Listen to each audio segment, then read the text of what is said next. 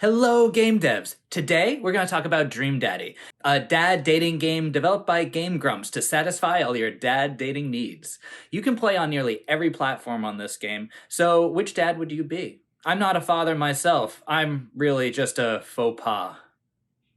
In Dream Daddy, you take on a role of a single dad who recently moved to the small town of Maple Bay with his daughter. You meet neighbors, and apparently, you have landed in the town of eligible bachelor dads who you're free to walk around, talk to, and date. At first, you might think this is just a silly romp, but these characters are all believably written with personalities, quirks, and faults.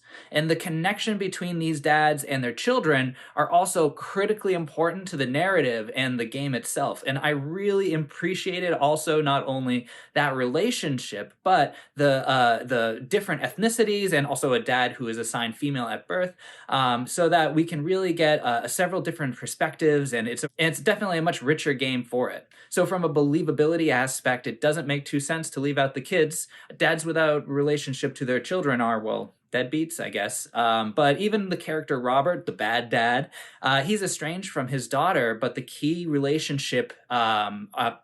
his relationship arc is deciding whether or not to reconnect. So that relationship is still there. It's just he's working on a different aspect. But what I'm saying is, I could imagine this game concept going a very different way with a less experienced team. So mad props to them.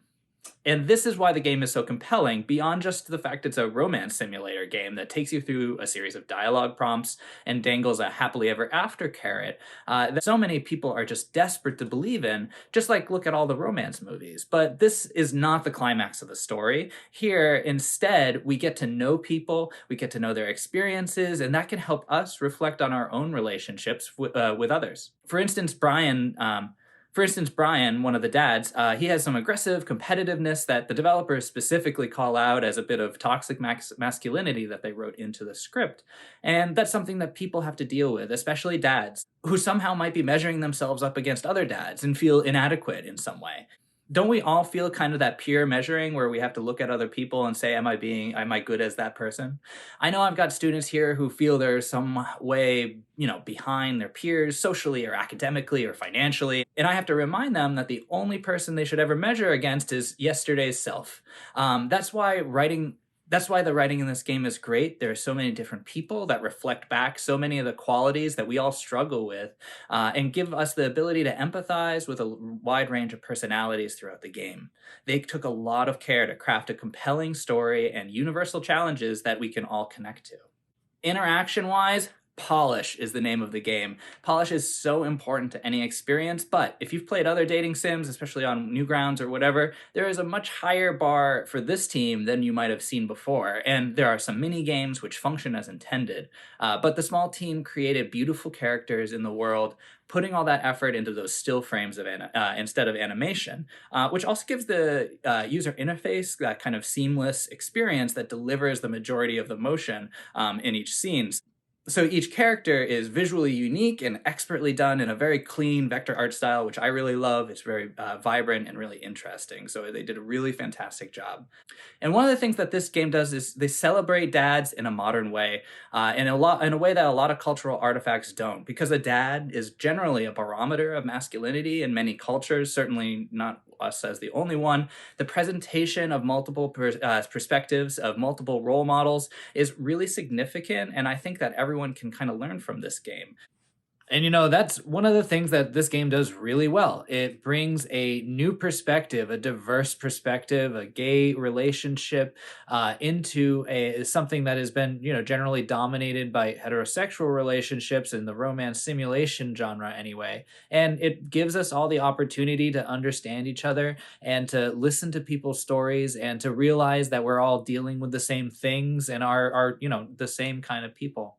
So this is a historically just a very important game as well as a really good one. Well, it's not necessarily just one demographic that was going to be interested in this, but instead many different demographics can get something out of this. And, perhaps you might have connected more with the relationships between the dad and their kid.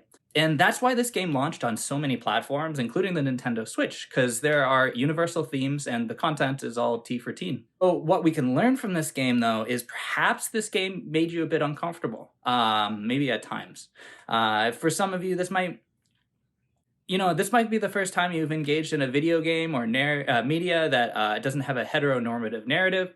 The things that we want to learn from this is our reflection, is maybe some of our own biases, but it also helps us as developers to think about the games that we create and which audiences we're creating them for. There are many stories of love and betrayal and woe, but sometimes it's hard to connect with a game if we can't play as the character we want or the character that we understand. And imagine what it must be like and how difficult it is for some audiences to connect with that straight white male protagonist. So when you develop your own games, I want you to think about your audience.